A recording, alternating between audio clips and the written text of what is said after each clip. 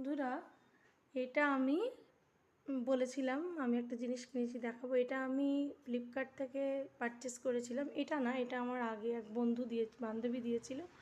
এটা আমি এখানে ঝুলিয়ে দিয়েছি। এটা আমি ফ্লিপকার্ট থেকে পারচেস করেছিলাম, এই ওয়াল হ্যাঙ্গিংটা।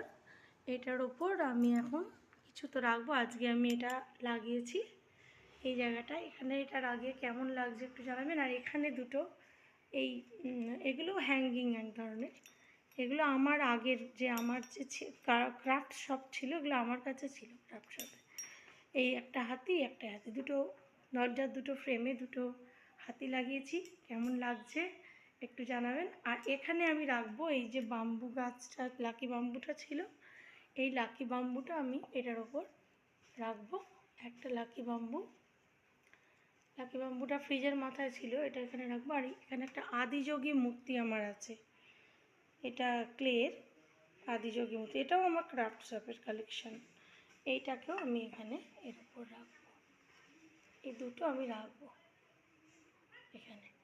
দেখুন কেমন লাগছে। আর এই হ্যাঙ্গিং দুটো কেমন লাগছে। আমি বলেছিলাম যে আমি লাগালে শেয়ার করব।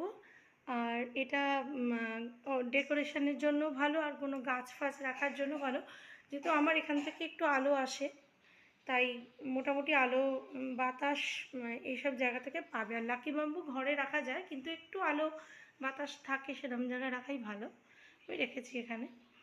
কেমন লাগলো তাহলে জানাবেন। বাই।